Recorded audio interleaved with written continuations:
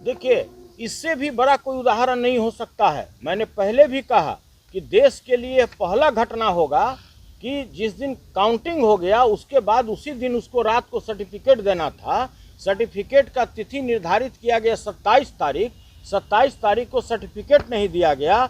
29 तारीख को हम लोगों को खबर किया गया कि हम लोग इसका रिकाउंटिंग करेंगे। तो यह साफ दर्शाता है कि कहीं न कहीं पूरे राज्य सरकार के दबाव पर, चाहे डीके बाबू के दबाव पर, चाहे और किसी के दबाव पर, ये पूरी तरह दबाव में रिटर्निंग अफसर कार्य कर रहे हैं। और मुझे पूरी आशंका है कि कुछ न कुछ या 1 तारीख को ये लोग गड़बड़ी करेंगे। आगे हम लोग न्यायालय का दरवाजा खटखटाएंगे। आप लोग भी अच्छी तरह से जानते हैं कि जिस तरह से मेरा निष्कासन और जिस तरह से मेरी सदस्यता ली गई बिहार विधान परिषद से, हम लोगों ने माननीय उच्चतम न्यायालय का दरवाजा खटखटाया। यह बड़ा ही दुर्भाग्यपूर्ण है और देश के इतिहास का यह पहला घटना है।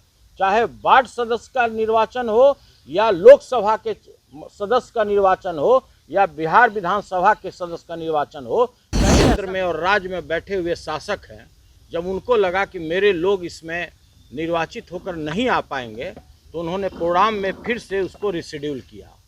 1 बार किया, 2 बार किया, 3 बार किया। उसके बाद भी जब देखा कि हमारे लोग नहीं आ पा रहे हैं, तब उन्होंने 800 नए लोगों को शेयर अलॉट करके उसको एलिजिबल बनाया पूरे बिहार और झारखंड में।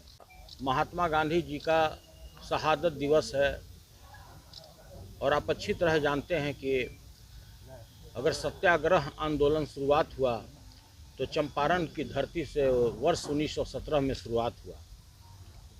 और यही वो बिहार की पावन धरती है जहाँ से विश्व में प्रथम गणतंत्र की भी स्थापना हुई। और उसी धरती पे जिस तरह से जनतांत्रिक मूल्यों का गला घोटा गया वो अद्वितीय है। आप सभी लोग जागरूक नागरिक भी हैं, आप प्रेस मीडिया से हैं, इलेक्ट्रॉनिक मीडिया से हैं, पोर्टल वाले हैं, लेकिन भारत के एक जिम्मेदार नागरिक भी हैं। ये काफ़ी सोचनीय विषय है कि किसी भी संस्था का, चाहे लोकसभा हो, विधानसभा हो, एक पंचायत का वार्ड सदस्य का इलेक्शन हो, मुखिया का हो, पैक्स अध्यक्ष का हो, व्यापार मंडल का हो या बिस्कोमान जैसे एक शीर्ष सहकारी संस्था का हो, कोई भी निर्वाचन का एक अपना मर्यादा होता है, एक मूल्य होता है, जिसको आज भारत और राज्य सरकार ने मिल के तार तार कर दिया। मर्यादा नाम की कोई चीज़ ही नहीं रहा।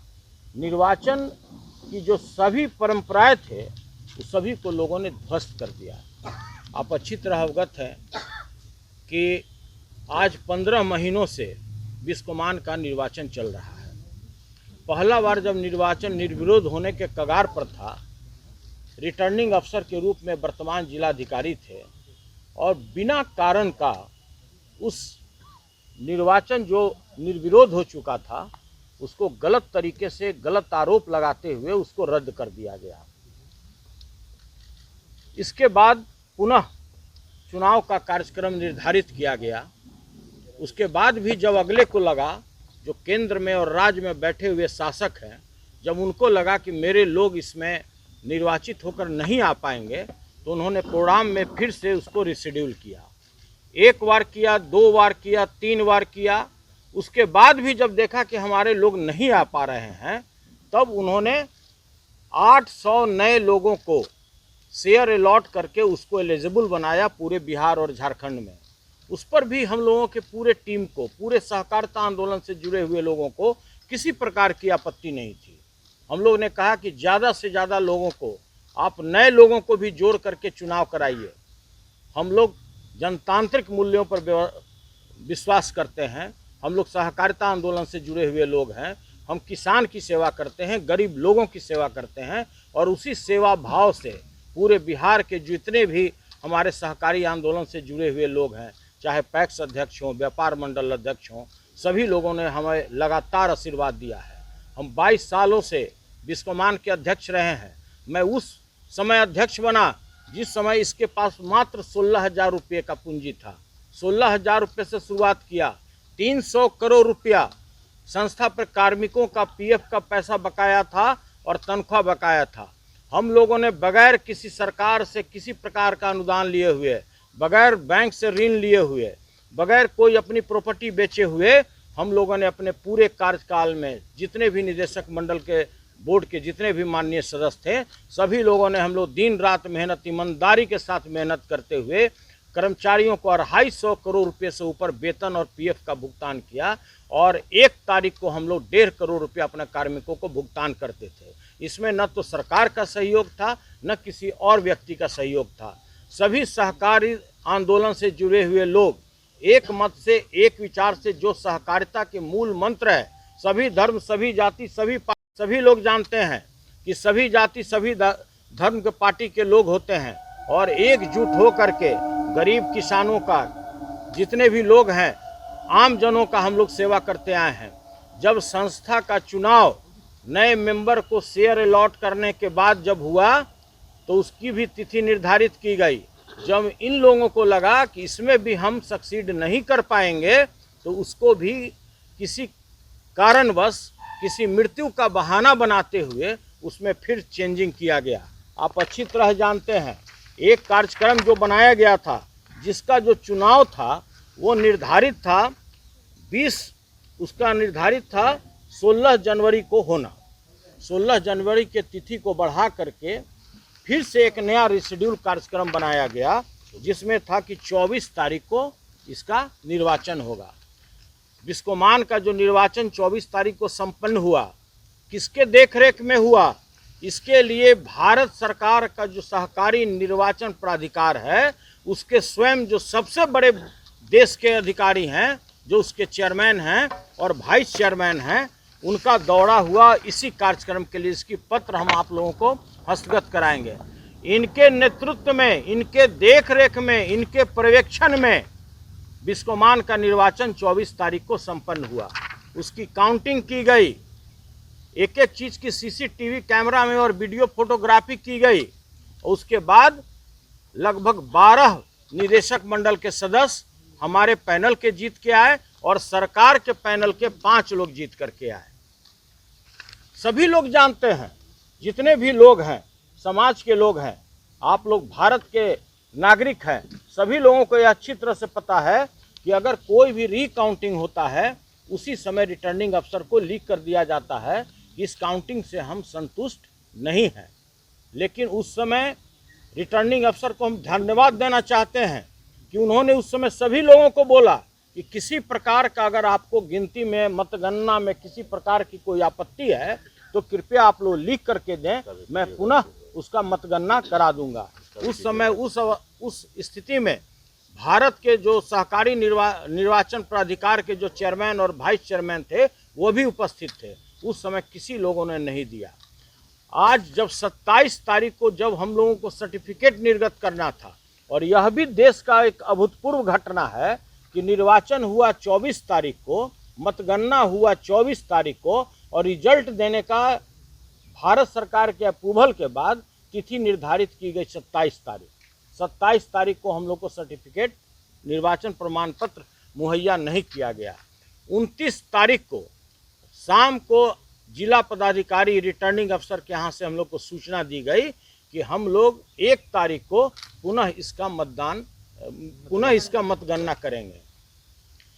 आप लोग अच्छी तरह जानते हैं कि जिस तरह से चंडीगढ़ मेयर कांड हुआ, उससे भी बड़ा कांड होने वाला है इस पटना में।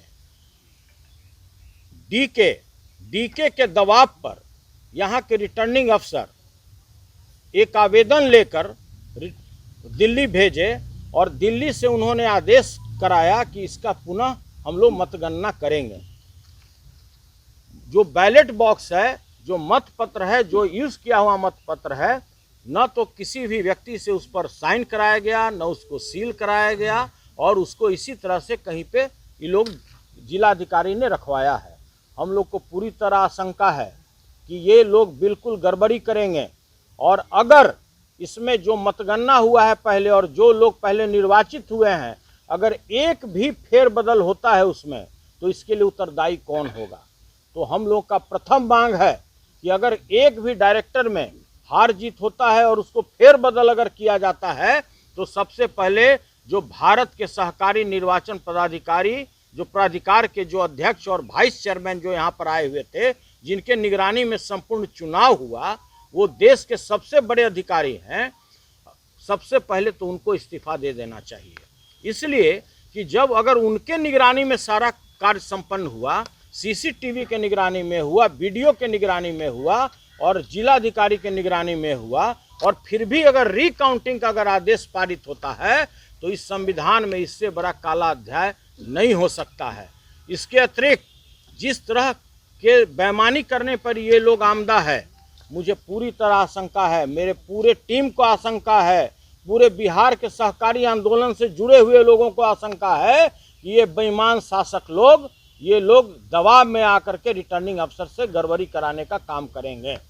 और इसके साथ ही मैं यह भी आप लोग के माध्यम से सूचित करना चाहता हूं कि ये लोग जितने भी लोग हैं, इनका एक सूत्री कार्यक्रम है कि किसी तरह से इस चुनाव को अवैध घोषित किया जाए। इसके अतिरिक्त इसके टाइम को और एक्सटेंड किया जाए। आप लोग अच्छी तरह जानते हैं कि जब रिकाउंटिंग का आदेश हुआ तो साथ साथ सर्टिफिकेट देने का भी तिथि निर्धारित किया जाना चाहिए था। कोई तिथि निर्धारित नहीं किया गया। इसके अतिरिक्त अध्यक्ष और उपाध्यक्ष के चुनाव का भी तिथि निर्धारित किया जाना चाहिए था, वो भी निर्धारित नहीं किया गया और मात्र यह दे दिया गया कि हम लोग रिकाउंटिंग कराएंगे। तो पहला तो ये था कि जो 24 हुआ, रिजल्ट आउट हुआ, जिसमें 12 हम लोग के पैनल के जीत चुके हैं, 5 उनके पैनल के जीते, उनको 4 दिन तक खुली छूट दी गई कि आप आपस में धन बल का इस्तेमाल करके, डरा धमका करके, प्रशासन के मदद लेकर के आप पहले डायरेक्टर को तोड़ फोड़ कीजिए। जब उनको ऐसा महसूस हुआ कि हम इसमें सफल नहीं हो पाएंगे, तब उसने भारत सरकार के सहयोग से उन्होंने पुनः इसका रिकाउंटिंग का आदेश निकलवाया। यह बड़ा ही दुर्भाग्यपूर्ण है और देश के इतिहास का यह पहला घटना है। चाहे वार्ड सदस्य का निर्वाचन हो या लोकसभा के सदस्य का निर्वाचन हो या बिहार विधानसभा के सदस्य का निर्वाचन हो, कहीं ऐसा घटना नहीं देखा गया कि जिस दिन चुनाव हुआ उस दिन इसकी पुनः मतगणना न करा करके यह 4 दिन के बाद एक नए सिरे से इसके पुनः रिकाउंटिंग का आदेश निर्गत किया गया, जो बहुत ही दुर्भाग्यपूर्ण है। और ऐसा प्रजातांत्रिक मूल्यों का गला घोटने वाले जितने भी लोग हैं, सभी लोग एक शरीक हैं इसमें, चाहे केंद्र सरकार हो या राज्य सरकार हो, और यह काफ़ी दुर्भाग्यपूर्ण घटना है। आप क्या महसूस कर पा रहे हैं? देखिए, इससे भी बड़ा कोई उदाहरण नहीं हो सकता है। मैंने पहले भी कहा कि देश के लिए पहला घटना होगा कि जिस दिन काउंटिंग हो गया उसके बाद उसी दिन उसको रात को सर्टिफिकेट देना था। सर्टिफिकेट का तिथि निर्धारित किया गया 27 तारीख को सर्टिफिकेट नहीं दिया गया।